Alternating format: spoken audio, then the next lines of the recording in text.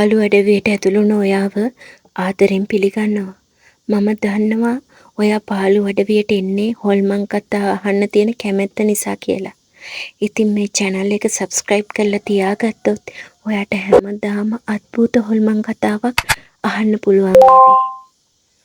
එන්න අපි පාළු අඩවියේ ඉස්සරහට යමු. කල්යාණි කාලයක් තිස්සේ හිටියේ කුවේට් රටේ. මේ සිද්ධිය වෙලා තියෙන්නේ 2000 විතර. කල්යාණි වැඩ කරලා තියෙන්නේ තට්ටු 4ක ගෙදරක. ඒ ගෙදර ලොකු දුවත් කසාද බැඳලා පිට වෙලා ගිහින් තියෙනවා. එයාලා ගිහින් තියෙන්නේ අලුතින් ගත්තු ගෙදරකට නිසා ටික දවසකට කල්යාණිව ඒ ගෙදරට යන්න කියලා ඒ දුව එයාගේ අම්මට කියලා තියෙනවා. කල්යාණි දැනට ඉන්න ගෙදර වැඩට 3 දෙනෙක් විතර ඉන්න නිසාත් ඒ දරුවෝ ගොඩාක්ම ලැබි කල්යාණිට නිසාත් ඒ දුව කල්යාණිවම ඉල්ලන්නේ නැති. ඒ අලුත් ගෙදර තිබ්බේ ටිකක් දුරකට වෙන්න. පාළු පැත්තකට වෙන්නලු. එදා ඒ අලුත් ගෙදර අලුත් මනමාලයයි යාළුවෙකුගේ ගෙදර ගිහින් එන්න කියලා ගිහින් තියෙනවා. කල්යාණිට ඉතින් ඒ රට හුරුයිනේ. ඉතින් කල්යාණි තනියම තමයි ඒ ගෙදර ඉඳලා තියෙන්නේ.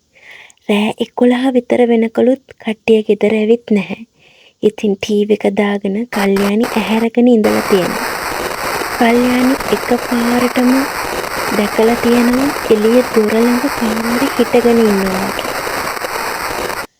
අර දෙන්න ඇවිල්ලා කියලා හිතලා කල්යාණි දොර අරින්න කලින් ජනේලෙන් බලලා තියෙනවා. මේ ගෙදර තට්ටු 3යිලු. කල්යාණි ඉඳලා තියෙන්නේ දෙවනි තට්ටුවේ. විශාල වක්තක් තියෙන නිසා අනික් ගෙවල් තියෙන්නේ සෑහෙන්න දුරකින්ලු. ජනේලෙන් පහළ බලපු කල්යාණිගේ ඇස් උඩ ගියා. බයට කෑ ගහන්න ගියත් ඇයගේ මත හපාගෙන ජනේල වහලා තියෙනවා. පහළ දොර ගාව බෙල්ල කඳින් වෙන් වුණ මිනිහෙක් හිටගෙන ඉන්නවලු. දැන් කල්යාණිට කරගන්න දෙයක් නැතුව ෆෝන් එකෙන් අර දුවගේ නම්බරයට කෝල් එකක් ගන්නවා. කෝල් එකේ රින්ග්ස් ගියත් කෝල් එක ආන්සර් කරලා නම් නැහැ. මේ වෙලාවේ කලින් හිටපු ගෙදරට ගන්නත් බෑ. රෑ 12ටත් කිට්ටු නිසා ගෙදර අය නිදි ඇති කියලා කල්යාණි හොඳටම බය වෙලා බිත්තියට හේතු වෙලා හැංගෙන්න බලලා තියෙනවා. එතකොට කල්යාණිට ඇහිලා තියෙනවා ලී තරප්පු පේලිය දිගේ උඩට කවුරු හරි එනවා. දැන් කල්යාණි ලොකු දොර රෙද්ද ඇතුළට ගිහින් හැංගිලා කවුද එන්නේ කියලා බලාගෙන ඉන්නවා. කල්යාණි හොඳටම වෙවුලනවා. මොකද වාහන සද්දයක් ඇහුනේ නැහැ. පහළ බෙල්ල කපපු මිනිහෙක්නේ හිටියේ. ගත වෙන්නේ නිමේෂයයි. ඒ බෙල්ල නැති කඳ පඩිපෙළ දිගේ උඩට එනවා. කල්යාණිට මූත්‍ර පිට වෙලා තියෙනවා. ඒත් ඇය සද්ද නගන්නේවත් හෙල්ලෙන්නේවත් නැහැ. කඳුළු පිරිච්ච ඇස් දෙකෙන් ඇය හැංගිලා හිස නැති කඳ තමා දිහාට එන දිහා බලන් ඉන්නවා. කල්යාණි හා හිස නැති මිනිසා අතර මීටරයක් විතර තියෙද්දී කල්යාණි ඇස් දෙක තදින් පියා ගන්නවා.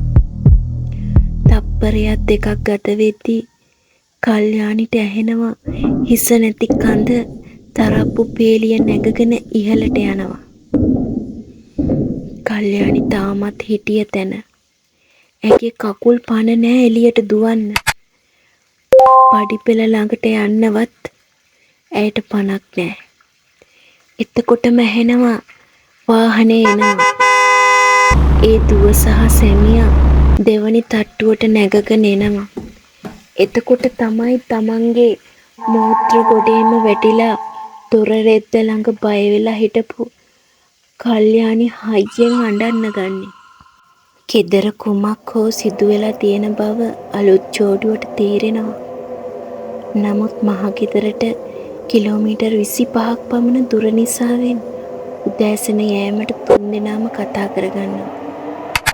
අලුත් නිවසට පැමිණ තවමත් දින 2ක් වගේ නිසා ඒ දින දෙකේම රාත්‍රීන්වල නව යුවල හිටියේ යාළුවන් විසින් පවත්වපු සාදවල. ඔවුන් නිවසේ රැඳුණු කාලේ බොහෝම අඩුයි. මෙම නිවස මිලදී ගැනීමට පැමිණි අවස්ථාවේ අවට මුණ ගැසුණු මිනිහෙක් නිවස මිලදී නොගන්නා බවට ඒ සැමියාට පවසත් තිබූ බව ඔහු පවසන්නේ එතනදී. එදා ඔහු ඒ විශ්වාස කරලා නැහැ.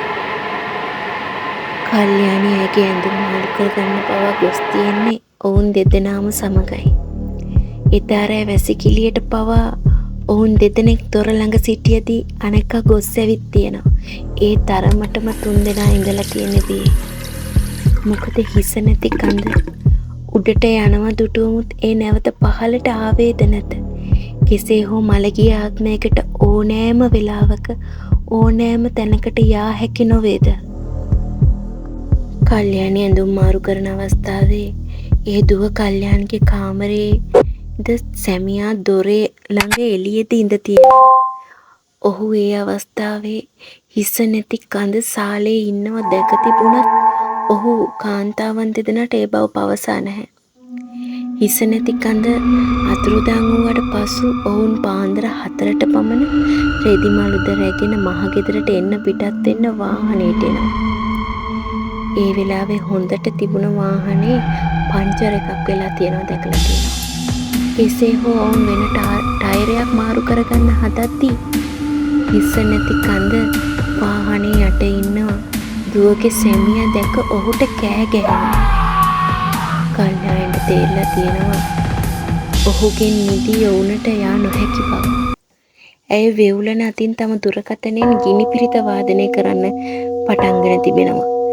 මේ කිසි දෙයක් අලුත් මනමාන ජෝඩුවට තේරිලා නම් නැහැ. ගිනි පිරිත ඇහෙද්දිම හිස නැමැති කඳ අතුරුදන් වෙලා තියෙනවා. කල්යාණි පිරිත් නතර කරේ නැහැ. මහගෙදරට එනකල්ම ඇය පිරිත වාදනය කරා. ශ්‍රවණය වෙන්න දුන්නා. පසු කාලෙක ඒ අලුතින් ගත්ත නිවස ආයතනයකට බාර දීලා තියෙනවා.